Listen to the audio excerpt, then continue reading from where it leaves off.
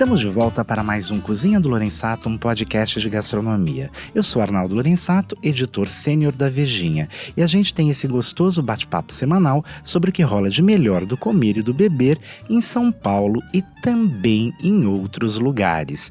Muito bem-vindos! Homenageada como personalidade gastronômica no Comer e Beber em 2018, ela se tornou a grande dama da culinária brasileira em São Paulo. Sei também que ela não gosta de títulos e rapapés, mas não há como negar que ela merece todas as distinções e reconhecimentos. Seu Tordesilhas, bravo representante da culinária nacional, que sucede casas do passado que se perderam na cortina de fumaça da memória, como Maria Flor, levou o título de melhor brasileiro da capital. Voltou ao pódio depois de 7 anos de jejum sem vitórias. Tenho o prazer de receber aqui no estúdio a chefe e mentora do Tordesilhas, Mara Salles. Muito bem-vinda. Muito obrigada, Arnaldo. É um prazer estar aqui nessa manhã gostosa, fresquinha. Bom, quem nunca foi ao Tordesilhas, que hoje está na Alameda Tietê 489, ali no Jardim Paulista, né? O que a pessoa vai encontrar, Mara? Descreve um pouco, para quem ainda não foi ao Tordesilhas, como é o cardápio, como é o restaurante. É engraçado, Arnaldo, as pessoas sempre têm uma ideia de que restaurante, ainda tem essa ideia, né? De que um restaurante brasileiro sempre vai ter coisas cotidianas, do dia a dia, vigorosas, como é a nossa cozinha, né? E sempre eu me deparo com pessoas que nunca foram e que se surpreendem com a leveza da comida, né? Obviamente a gente tem esses pratos tradicionais, vigorosos e deliciosos, como o barreado, o bobó de camarão, as moquecas, mas também a gente tem peixes amazônicos, frufruzinhos, como marinadas de vegetais, temos carnes mais leves, temos pasteizinhos muito delicados. Então, é sempre uma surpresa. Esses dias teve um cliente lá que chegou e saiu emocionado, disse: há muitos anos eu quero vir no Tordesilhas, mas sempre fico protelando, porque lá não é de noite, o restaurante só abre à noite, e acabou se surpreendendo, e pra gente é uma alegria isso, né?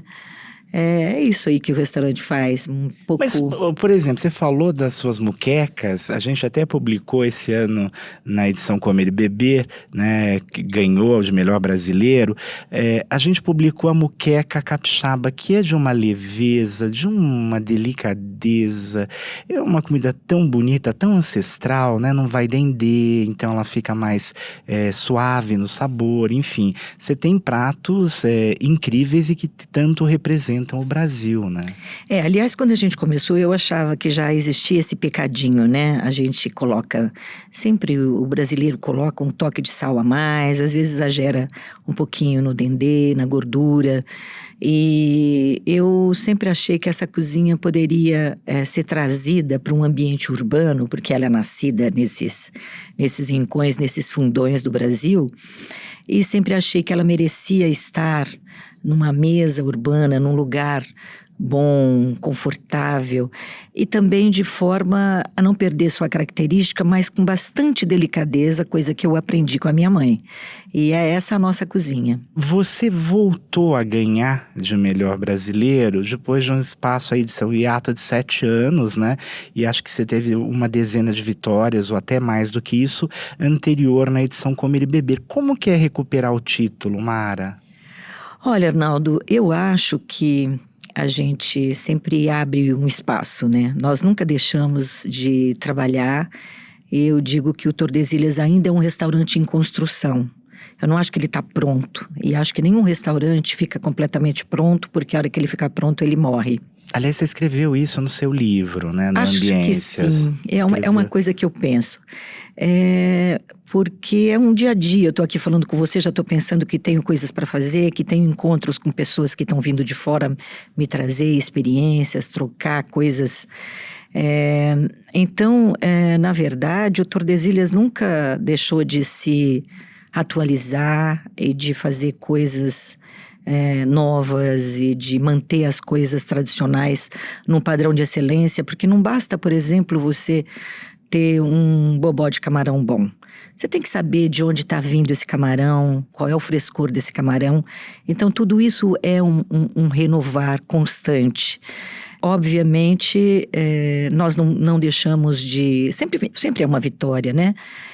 O fato da gente não ter ganho o título não significou que a gente ficasse desprestigiado, né? Sempre uma grande honra, uma coisa muito bem-vinda que dá um renovar, né? Esse reconhecimento. Mas o restaurante sempre teve numa linha sempre ascendente. Vocês sempre estão entre os 3 melhores, né? Não tem... É que é uma coisa tão sutil ganhar, né? Mas deve ter um simbolismo aí, né? Sim. Isso tem. Isso tem uma coisa assim, um sentimento de que estamos no caminho certo. Ou seja, está sendo compensado todo o esforço, todo o empenho. E isso é muito importante, quando a gente percebe que o esforço está sendo compensado e a gente repõe um pouco as energias que vão se apagando um pouquinho, né? Ao longo dos 30 anos. Sim, é tempo, né, Mara? É tempo. Você cresceu numa fazenda, a Dona Esperança, em Penápolis, né? No interior de São Paulo, eu também sou do interior. Eu queria saber como são as suas raízes caipiras na cozinha. Olha, eu tenho os 2 pés fincados na roça, né? Eu nasci e me criei na roça. Eu não tive esse interesse que as crianças têm de ficar ajudando a avó a fazer pão, a mãe a mexer a panela. Aquele mundo era tão grande e tão cheio de apelos para as brincadeiras, para a farra, que eu vivia muito mais fora da cozinha. Acontece que nesse estar no campo, correndo pelos pastos, atrás dos bichos, das vacas, subindo nas árvores, eu acho que eu tive as minhas primeiras e mais profundas lições de gastronomia. E isso foi impagável na construção da minha carreira como cozinheira, né? Foi morando na fazenda que eu descobri que, pelo menos naquela época, as frutas tinham o seu tempo de frutificação. Tinha a época de se plantar arroz, tinha a época de se plantar feijão, tinha a época que se colhia o milho, tinha a época que se colhia o café. E tudo isso são coisas, cheiros, sabores, situações de brincadeiras, por exemplo, como a gente fazia nas pilhas de café recém-colhido no terreirão, a gente brincava naquelas pirâmides de café.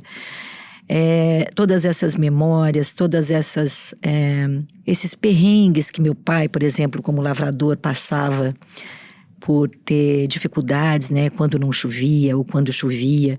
Então a chuva, por exemplo, para mim hoje tem um significado incrível quando as pessoas... Depende muito da natureza, né, Mara? Claro, quando as pessoas falam, ai, tá chovendo. Diz, não, a chuva é muito boa, a chuva é bem-vinda, graças a Deus que está chovendo, porque ela é necessária. Floresce. Traz água para as plantações, que nem fala o caipira, né? Rega, lava o telhado, traz água na mina, traz água para fazer as comidas, enfim, a água é fundamental, né? Na vida. Você sabe que eu também sou do interior e embora eu não tenha morado numa fazenda, é curioso isso que você falou dos tempos, porque na minha casa tinha goiabeira, tinha mangueira e a gente esperava a época que as árvores floresciam. Meu vizinho tinha abacate, eu falava, gente, essa árvore que é gigante, aqueles frutos que às vezes caem, puff, pode machucar alguém. É muito interessante, as pessoas desconhecem isso, né? Essa relação com encontrar ou na feira ou no supermercado, você acaba perdendo a ideia da origem, né? Completamente. Você sabe que essa semana eu fiz um leitão domingo. E eu recebi um leitão inteiro, porque é o Rafa da Bucaina que você conhece. Eu conheci o Rafa no seu restaurante, é uma pessoa que eu sou encantado, quero ir até Silveiras para conhecer o trabalho dele pessoalmente, já tenho acompanhado, ele felizmente apresenta nas redes sociais, mas eu vou fazer um parênteses aqui, eu estou muito feliz, tem uma aluna minha, que é uma menina aqui também da região ali de Silveiras, e ela defendeu um TCC lá no Mackenzie, TCC, e o TCC era sobre tropeirismo no Vale do Paraíba. Então uma coisa muito bonita, muito tocante, alguém que quer falar das suas raízes, que não tem vergonha delas, quer expor e seguir uma tradição, né? E o Rafa tem muito isso. Eu acho que um país sem passado é um país sem futuro. Acho que teve um pensador que falou isso e eu defendo muito essa ideia. Mas voltando à importância que essas coisas têm na vida da gente, as pequenas coisas, né? Eu me lembro muito bem quando se matava um porco, né? Que se abria o porco pela metade, tirava-se o suã. E essa semana eu estava abrindo um porquinho que o Rafa me fornece, delicioso, por sinal, porco caruncho lá da Bocaina. Caruncho? É o caruncho, que é uma variação nacional, né? Bem nacional. E bem daquela região. E abrindo o porco, eu já sabia o gestual de cortar. Estávamos eu e o meu chefe de cozinha abrindo aquele porquinho, mas eu me lembrei dos porcos grandes que a gente abria, como que a gente procurava a alandra, aquela glândula que tem que tirar. Tudo isso eu me lembrava, quer dizer, essas noções profundas ficaram muito enraizadas em mim. Aliás, você disse uma vez, eu não me lembro se foi numa das nossas conversas ou onde foi que se eu li isso, mas acho que foi numa das nossas longas conversas do passado, que você prefere livros de antropologia a livros de receitas. Você continua com essa ideia? Eu continuo. Eu gosto muito da antropologia, porque a antropologia contempla muita coisa, inclusive a farra. Eu adoro a folia, eu adoro chegar na casa das pessoas e de repente começar a beber a bebida deles, a festejar com eles, a viver as festas populares, coisas incríveis, a entender como que eles convivem socialmente, porque eu acho que tudo isso complementa o sentido do alimento que vinga naquela região, assim, né? Então eu sou muito ligada na antropologia. Ao passo que os livros de receita, alguns são muito bons, outros nem tanto, né? Então as receitas de vida e de história e de como vivem as pessoas da sociologia me ensinam um pouco mais. Tem uma personagem muito importante na sua vida. Antes da gente começar aqui a nossa conversa, eu estava falando da minha mãe, que foi uma grande cozinheira, me deixou há 2 anos. E você tem a Dona Encarnação Salles. É Dona Dega ou Dona Dega? Dega. Dona Dega. Parece que tem um acento circunflexo, mas não tem. Tá, é Dona Dega. Isso. E que a sua mãe, qual foi a importância da Dona Dega na sua cozinha? A gente já fez fotos, você e ela, maravilhosas, enfim. Eu sei que ela foi uma personagem muito importante nessa sua carreira, né? Sim, ela foi praticamente definitiva, assim, na minha decisão, né? Ela praticamente fez com que eu tomasse a decisão de ir para a cozinha. Bom, minha mãe é uma caipirinha que sempre gostou de cozinhar. Ela aprendeu com a minha avó paterna, quando se casou foi morar na roça, mudou para uma outra roça, né, vizinha, quando ela se casou com meu pai. E a mãe do meu pai era uma italiana, na verdade filha de italianos, com uma pegada de comida maravilhosa, assim, cozinhava muito bem.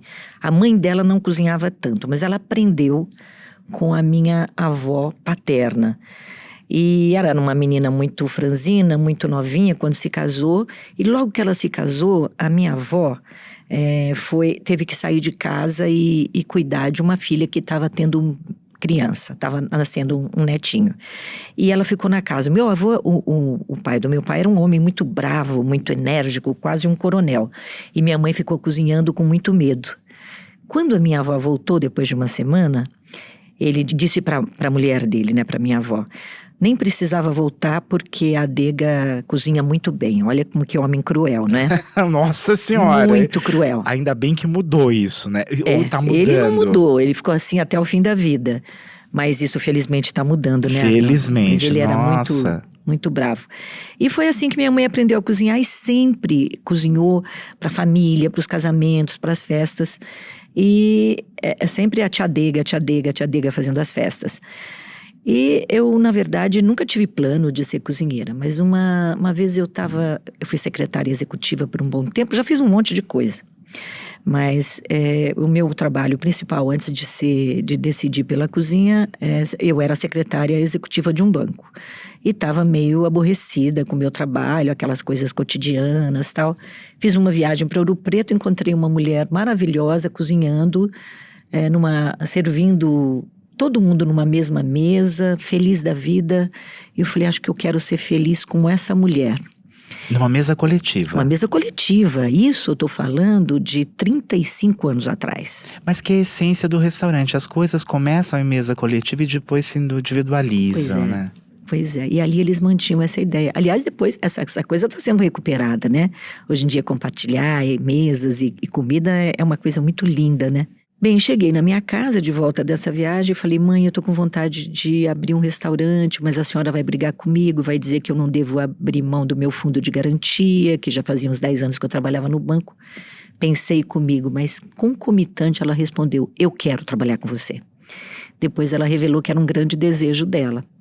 E aí ficamos juntas, lado a lado, em torno de 30 anos, assim, na vida e nas bocas do fogão. Juntas, isso é lindo, Juntinhas. né? E ela me ensinou, Arnaldo, só para completar, ela não me ensinou, assim, lições técnicas, mas ela me ensinou, assim, todas as sutilezas e as bases da cozinha. Você sabe que eu estava outro dia numa palestra, até estava a Luísa Fecarota, e a Luísa falou assim para mim, eu vou anotar o que você está dizendo e eu vou acreditar. Falei, não tem problema, Luísa.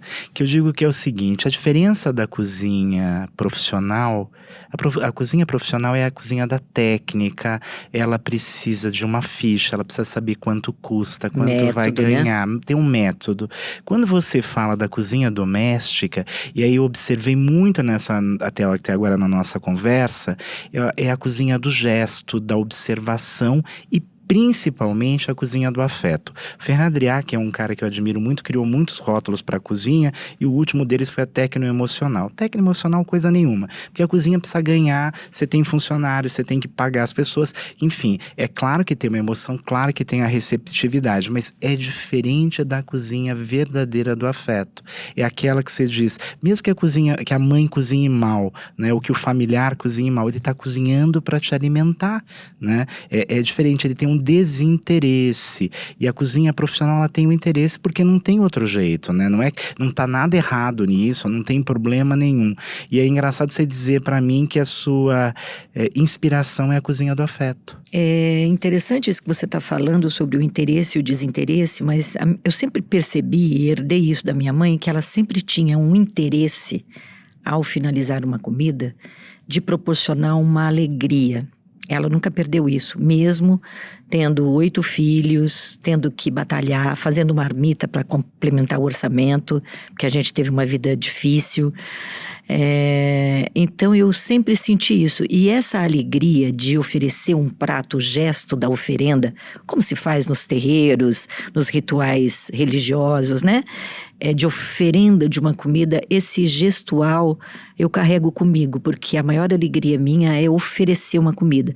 E isso, claro, está comigo quando eu estou preparando, porque eu vejo os jovens hoje, o meu desafio é fazer com que esses jovens entendam um pouquinho essa cozinha emocional, que ela precisa de um tempo, a cozinha precisa de um tempo. E eles, em geral, não têm esse tempo, tudo é muito rápido. E eu acho que essa cozinha precisa ser, você precisa observar, precisa ter uma alegria ao ver, por exemplo, um tomate que é um fruto, um legume, não sei ainda. Quando você coloca na panela, ele se transforma num molho, quando uma clara fica branca, quando um açúcar se transforma num caramelo. E assistir isso é como ser um autor e espectador do seu próprio espetáculo. Isso é uma coisa maravilhosa e acho que essa geração nova tem uma dificuldade em ter e perceber esse prazer. Então esse é um grande desafio. E eu acho que é isso que faz uma comida de sentimento, uma comida intuitiva, como é o meu caso. Eu não sou nada técnica, eu sou totalmente intuitiva. Você dizendo isso, me ocorre uma coisa. Por que a culinária paulista é tão maltratada? Porque a gente não tem, assim, uma culinária de expressão. Você não fala, eu vou comer comida paulista, mas você fala, eu vou comer comida mineira, eu vou comer comida baiana, Goiana, capixaba, né? Goiana. O que acontece com a nossa culinária, Mara? Eu acho que a gente não soube se apropriar politicamente dela. Eu acho que é isso, porque se você imaginar que os tropeiros fizeram tudo isso, que foi essa grande amálgama no território nacional, especialmente no Sudeste, né? Plantando essas comidas que são tão mineiras, quanto paulistas, quanto goiana, que é a verdadeira cozinha caipira. Porque, veja, Arnaldo, quando eu era criança, a gente não tinha nenhuma conexão com Minas, né? Eventualmente ia lá uma família que ia trabalhar na fazenda e trazia algumas ideias, alguns pratos e tal. Mas frango com quiabo, por exemplo, viradinho, mexidinho, farofa, eram coisas que eu sempre comi na minha infância. Eu nunca tinha ido para Minas, nem eu, nem minha mãe, nem meus avós. Então, acho que essa comida, naturalmente, é tão mineira quanto paulista. Mas eu acho que os mineiros souberam capitalizar isso. Mas essa comida é tão paulista quanto mineiro. E depois os mineiros indo para Goiás em busca do ouro, levaram para lá. E isso ficou uma grande propriedade de Minas, né? E eles se orgulham disso. Eu não sei se acontece isso com você, mas eu gosto muito mais do virado paulista do que da feijoada. Explico, porque minha mãe fazia com muito mais frequência o viradinho do que a feijoada. A feijoada era um prato mais de celebração e o viradinho tinha um trivial, né? Então, aquela coisa, o feijão ali um pouco amassado, misturado com a farinha, a bisteca, o ovo, a couve cortada fininha. Às vezes ela nem cortava tão fininho assim. Como que é isso? Você recupera um pouco no seu cardápio? Eu não me lembro porque não tem virado, né? Olha, se a gente for ter, por exemplo, tudo que tem de comida brasileira, todas as referências, as texturas do feijão, por exemplo, a gente não tem condição de fazer um cardápio funcionar.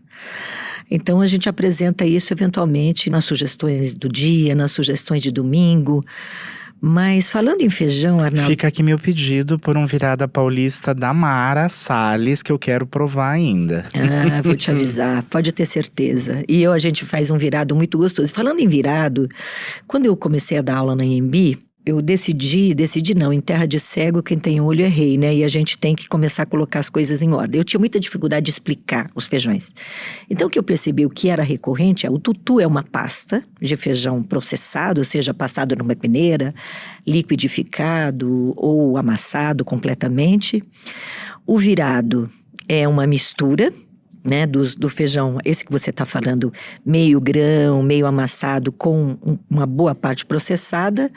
E o tropeiro é aqueles grãos, são os grãos inteiros. Isso foi uma coisa que eu meio que classifiquei e acho que é um pouco isso mesmo. Acho que as pessoas já passaram a adotar isso. Mas entre todos eles e a feijoada, eu prefiro...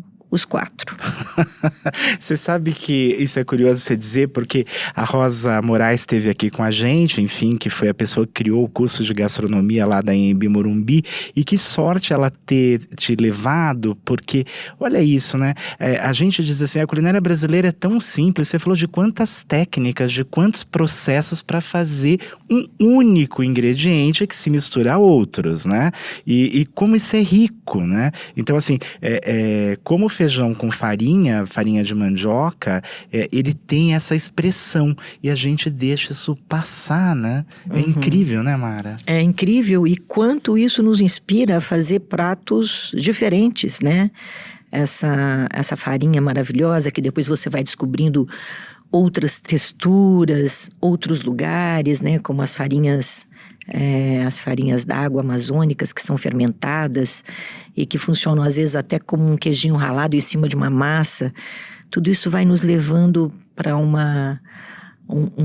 campo de exploração incrível e que não tem fim. Você falou que a sua avó paterna, né, tinha uma origem italiana. Você acha que essa nossa desmemória, essa nossa pouca preocupação com a nossa própria culinária, né, com a culinária paulista, isso advém do fato de ter tido essa corrente migratória italiana tão forte? Eu falo porque sou lourençato, enfim. Acho que tem sentido isso sim, porque isso vai se misturando e vai aparecendo outras influências, né? E talvez isso não tenha sido muito presente no Nordeste, nos sertões, por exemplo, que ali você tinha uma restrição. Mesmo em Minas, né? Mesmo em Minas, mas Minas, para mim, não sei se você já pensou nisso, tem uma questão do emmuralhamento. Fora do mar, longe do mar. Longe do mar, e ali tem um certo isolamento por causa eu acho que o mineiro se tornou um ser um pouco mais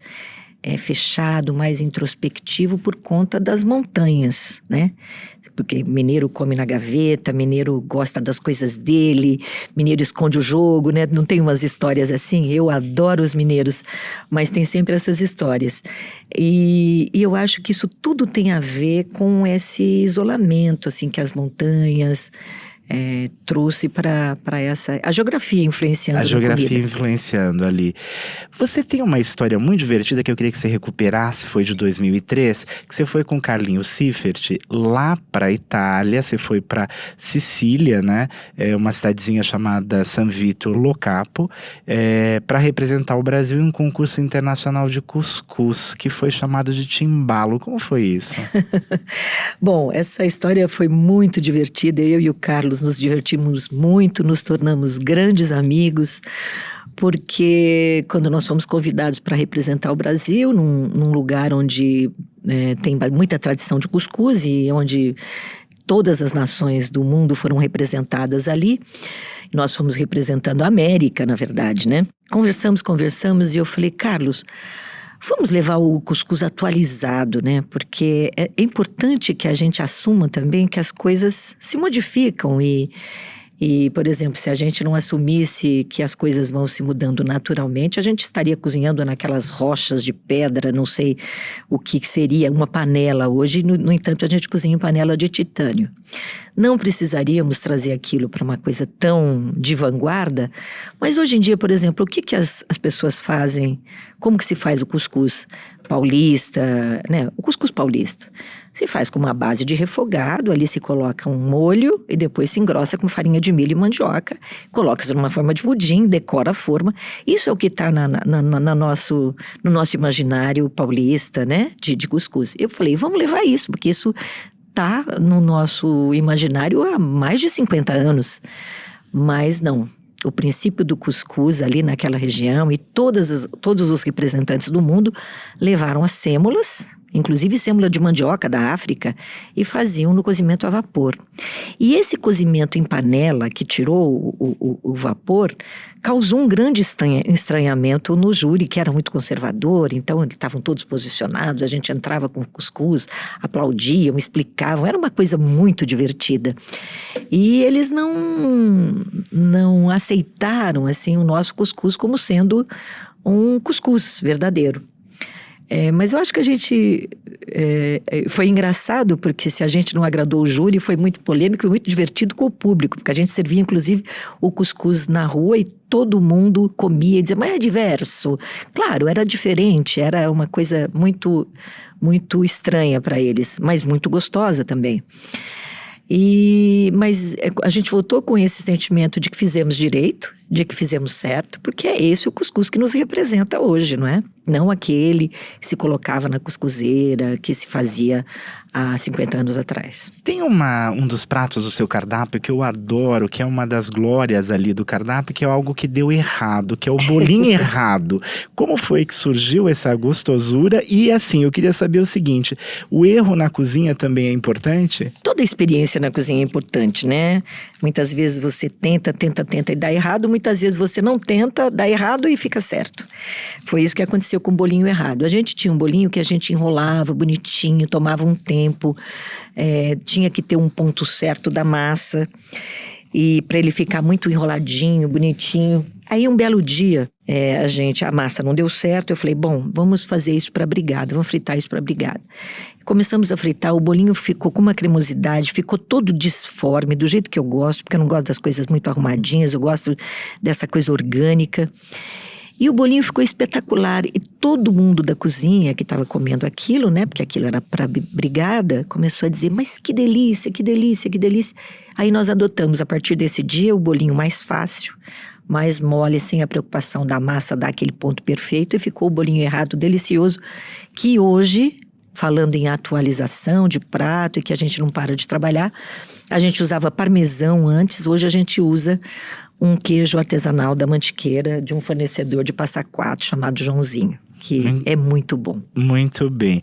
A Amazônia sempre tem essa característica mítica para os profissionais de cozinha, né? Quando você descobriu a Amazônia, como foi essa descoberta? Aliás, você fala no seu livro, né, que tem Colômbia, Peru, Guianas e que você sequer tinha noção disso, não era uma coisa só brasileira, né? Quando eu era criança eu desenhava lindamente aquele mapa, né?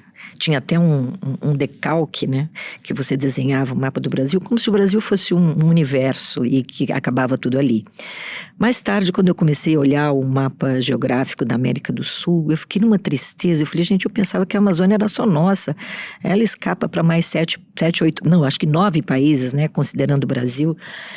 E eu fiquei um pouco entristecida, mas depois, quando eu comecei a conhecer e tive a oportunidade de conhecer algumas poucas Amazônias, né, fora do Brasil, eu entendi que os biomas são únicos e que do outro lado tem o mesmo índio, às vezes, né, porque os peixes nadam no mesmo rio, as frutas são as mesmas naquele bioma, com maneiras de uso diferentes. Então, é muito lindo saber que essa Amazônia é tão profunda, tão reveladora e tanto a ser descoberto nesse ambiente incrível. Ela não se restringe a essas fronteiras que a gente cria de países, né?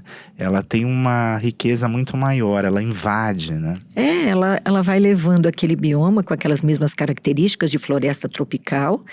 As frutas vão se modificando um pouquinho, porque a floresta encontra os Andes, ali tem uma situação, tem floresta perto do Pacífico, por exemplo, ali no Equador. Então ela vai se adaptando a um pouquinho a geografia, mas sempre com aquela característica de tropical. Hoje eu estou recebendo um chefe peruano, o Pedro Miguel Schiaffino, que está vindo fazer um evento aqui em São Paulo e a gente vai hospedá-lo. Eu estou curiosíssima, porque saindo daqui certamente ele vai trazer coisas da Amazônia peruana que são muito semelhantes. E na lista de compras que ele manda eu fazer, por exemplo, lá de Lima, ele fala, Mara, me compra a chicória do Pará, me compra a pimentinha de cheiro, tucupi, que são coisas que eles usam lá também. Uma cozinheira como a Dona Brasi, que vive lá em São Gabriel da Cachoeira, né? No extremo do norte Lá na Cabeça do Cachorro, né? Isso. No Alto Rio Negro. No Alto Rio Negro e estado do Amazonas ainda. Qual a importância de recuperar uma pessoa que vem da etnia Baré, enfim, usa formiga para cozinhar? Qual a importância, Mara? Olha, eu acho que as pessoas, os ambientes e as pessoas desse ambiente criam uma relação de intimidade com o ingrediente que apenas eles sabem explorar.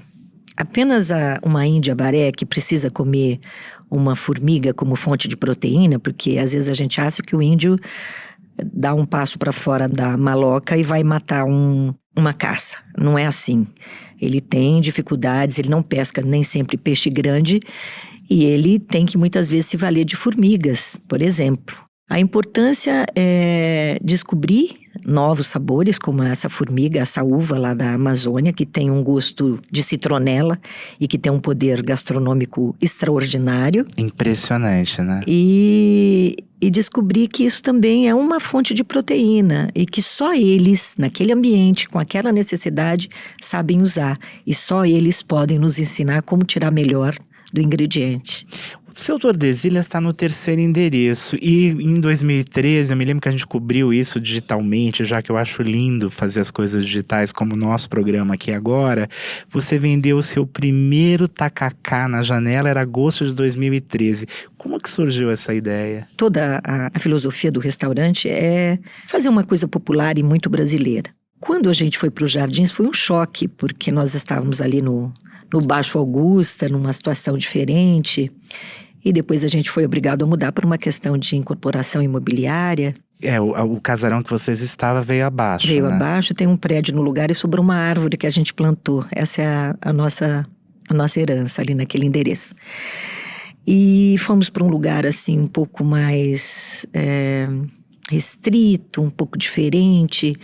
Tivemos até um estranhamento com a vizinhança no primeiro momento, porque levamos não uma loja de perfume, mas um restaurante de cozinha brasileira que fazia torresmos, que tinha cheiro de dendê, embora a gente tenha uma coifa super moderna, né, que lava todo o resíduo. A gente teve algumas dificuldades ali no início, as pessoas não toleravam muito a nossa presença ali, foi muito estranho, tivemos muita dificuldade. E num belo dia eu falei, vamos fazer uma coisa do nosso jeito, a cidade se movimenta e a gente tem o direito de ocupar a cidade. Vamos fazer um tacacá, porque tinha ali uma varanda, que inclusive foi um restinho de madeira de uma varanda que tinha na Bela Sintra, que a gente levou. E fizemos um alpendre ali, e ali do alpendre eu falei, aqui sai um tacacá bom, vamos fazer um tacacá aqui. E adoro fazer esse jogo de palavras, então tem tacacá na Tietê, é um nome bom. E eu acabei de fazer um tem tacacá em Tóquio. Em Tóquio? Como foi isso? Olha, foi uma experiência incrível, porque tinha uma brasileira cujo pai produz no Japão mandioca, tucupi, planta pimenta, tem chicória, tem jambu. Eu fiquei impressionada. Em que região? Okinawa? Ela planta perto de Tóquio, não sei exatamente. Perto de Tóquio? Perto que incrível, Tóquio. Porque não ali é muito frio. Longe. Ali é frio, mas eu acho que tem regiões até mais frias, né, no Japão. Mas eu sei que ela planta ali e foi uma surpresa, tucupi da melhor qualidade. Eles só estranharam um pouquinho o camarão um pouco salgado. E eu fiz outros pratos também, toda hora que eu ia colocar sal no prato, os japoneses falavam, e assim, achando estranho a quantidade de sal que a gente colocava. Provavelmente porque os fermentados e as conservas compensem esse sal que a gente coloca. É o próprio shoyu, né? Exatamente. Que é salgado, o molho de soja bem salgado. Mara, faz uma retrospectiva pra gente, já que a gente falou do tacacá, um pouquinho do seu restaurante, porque você começa com o Roça Nova em 85, antes de abrir o Tordesilhas. Faz uma trajetória do Tordesilhas pra gente, porque teve em 3 endereços também, né? O Roça Nova começa com essa história de Minas que eu falei, né? Que eu convidei minha mãe e ela em Continente topou abrir um restaurante pequenininho nas Perdizes, só de almoço, que na época algumas pessoas chamavam de pensão. Algumas poucas pessoas ainda chamavam pensão. Pensão é bem do interior, hein? Pensão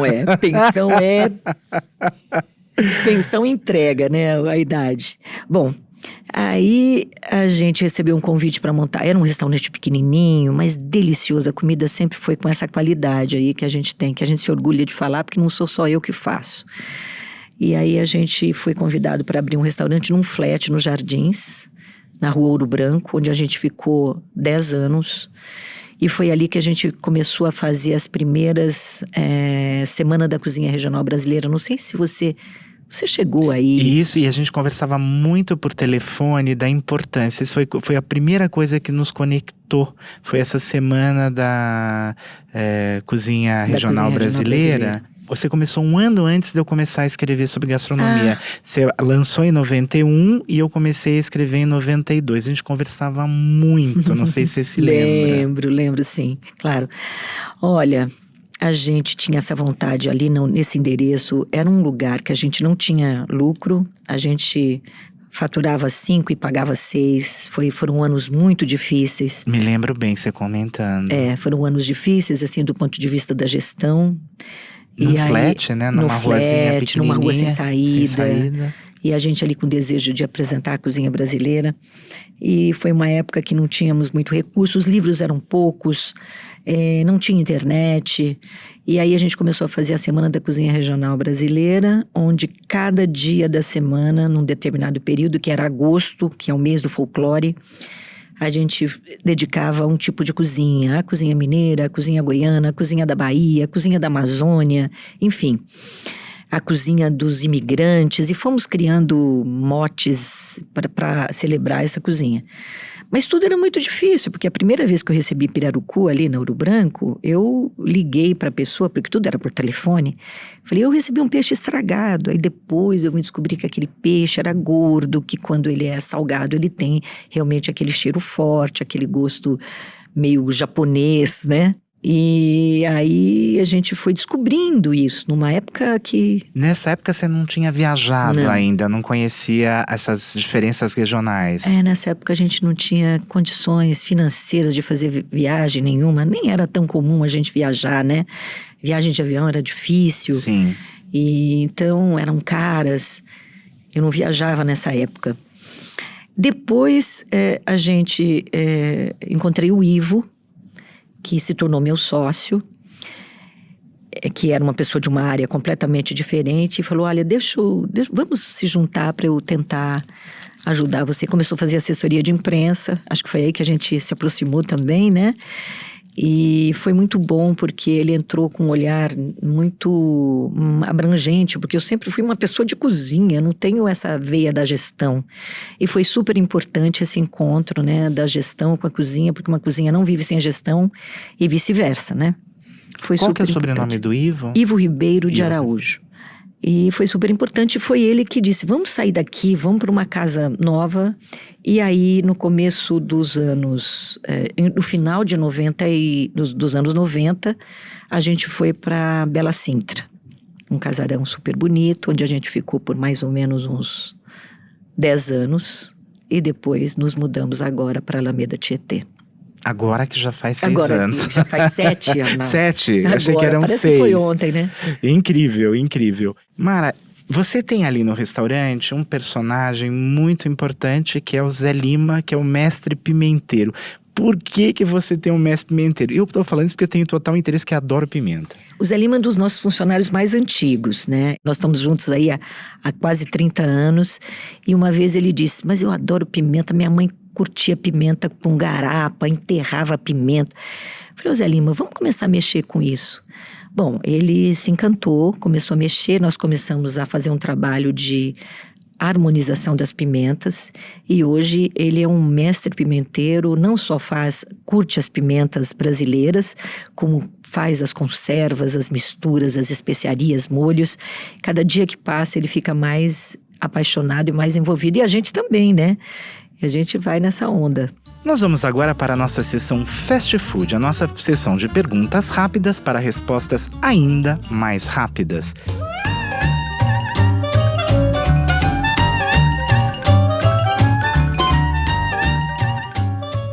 Você lecionou na Universidade Anhembi Morumbi, da estreia do curso de gastronomia em 2000, ficou por lá por 7 anos. Você tem acompanhado as novas gerações de chefes? Sim, tenho acompanhado. Ontem mesmo vi um chefe, Frank Bean, por exemplo, que é um chefe novo que está surgindo aí.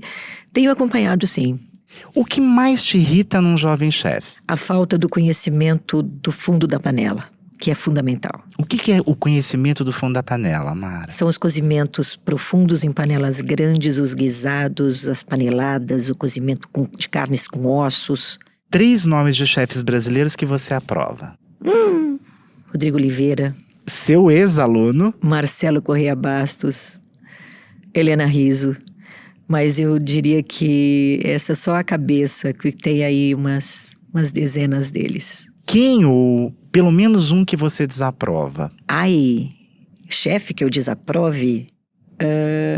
Completamente nenhum. Qual o ingrediente que ainda vai dar o que falar? Farinha de mandioca. Por quê? Porque ela não é explorada como ela deveria. Ela está sempre no campo da farofa. Acho que ela pode ampliar. O pessoal aqui de São Paulo ainda acha a sua cozinha cara? Acho que não mais. Mas no começo achavam. No começo achava, porque cozinha brasileira era coisa menor. Qual a obrigação que um chefe tem em criar receitas? Criar nenhuma. Fazê-la com competência, todas. Eu falo porque tem pelo menos 2 exemplos de receitas que você criou e você não cria receitas uma atrás da outra, mas que acho que vão ficar para a história. Um é o risoto mulato e o outro é o próprio bolinho errado, né? Uhum. O risoto mulato não foi uma criação. Minha mãe comia o arrozinho dela misturado com aquele caldinho de feijão. Ficava gostoso e eu transportei eles para um prato. Mas você faz ali a sua reinterpretação com uma Sim. feijoada, etc. Tem um trabalho de chefe por trás. Mas eu acho que a criação não é essa coisa espetaculosa, assim. É uma coisa que vai organicamente, no meu caso. Mara tá sendo modesta. É uma criação, posso garantir para vocês. Você ainda sonha em cozinhar como Tom Jobim compunha e cantava? Vivo sonhando com isso e tentando fazer. O que ainda falta para conquistar esse objetivo? Eu acho que esse objetivo se vive, não se espera, não. É só vivê-lo. Nós vamos agora para a parte mais gostosa do programa, que é receitinha. Mara Salles, o que você vai ensinar pra gente?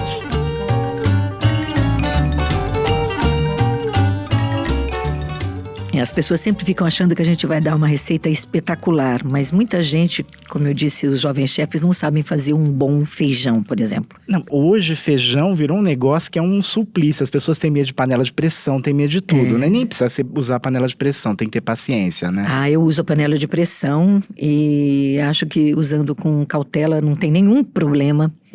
Eu vou falar de uma receitinha de feijão. A gente usa, aqui em São Paulo, a gente usa o feijão carioquinha.